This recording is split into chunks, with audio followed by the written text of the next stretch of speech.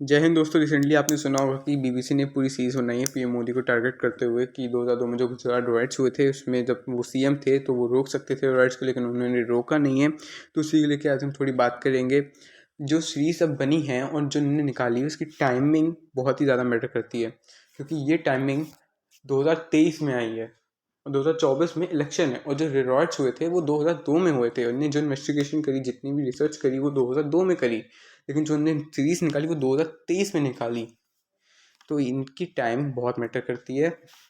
और दूसरी बात ये इंडिया के सुप्रीम कोर्ट को भी चैलेंज करती है, क्योंकि सुप्रीम कोर्ट ने 2022 में ही नरेंद्र मोदी को क्लीन चिट दे दी थी इस रॉयट्स के ऊपर।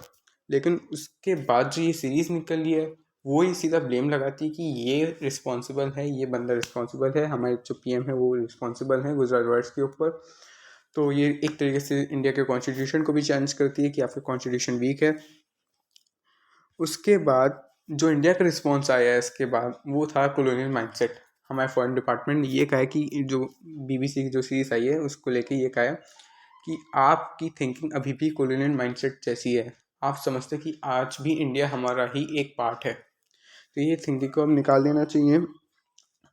इनका कहने का मतलब ये है कि वो लोग ये सोचते हैं कि हम बताएंगे कि क्या गलत है क्या सही है, हमारी मीडिया सही है, हम आपको बताएंगे कि आपको कौन से लॉस बताने चाहिए, कौन क्रिमिनल है, कौन कल्प्रेट है, कौन इनोसेंट है।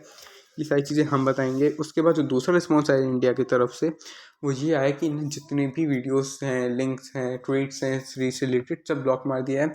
यानी इंडियंस तो नहीं देख पाएंगे ये चीज़ इंडिया में, बाहर की कंट्रीज़ के लोग ये ज़रूर देख पाएंगे। और जो यूके में इंडियंस रहते हैं, यूएसए में इंडियंस रहते हैं, वो सारे लोग भी देख सकते हैं इस सीरीज़ को।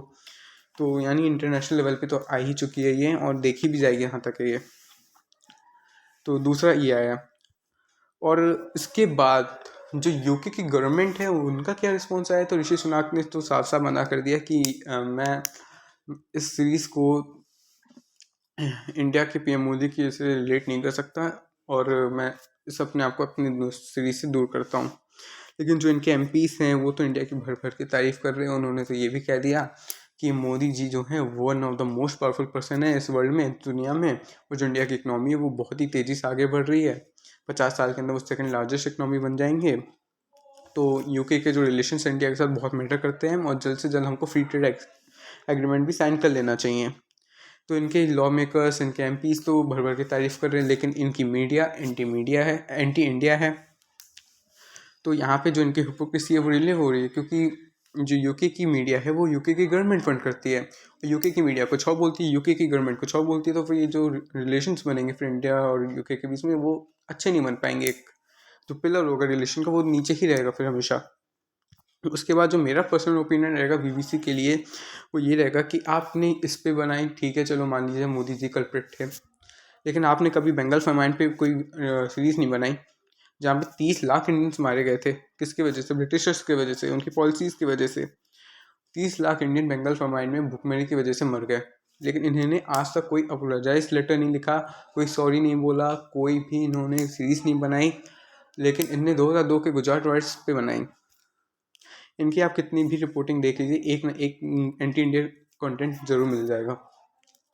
इनकी हिपोक्रेसी और रिवील करने के लिए मैं आपको रिकमेंड करूँगा कि इनकी जो रिपोर्टिंग है, क्या कहते हैं, अर्जेंटीना और ब्रिटेन जो 90s में इनकी वार हुई थी उस पर इन्होंने, ब्रिटेन की आर्मी ने पूरा एक आइलैंड कैप्चर कर लिया अर्जेंटीना का 90s के टाइम पे। और वहाँ पे जो रिपोर्टिंग करी गई है बीबीसी के थ्रू वो एकदम ही प्रो यूके रिपोर्टिंग करी गई है।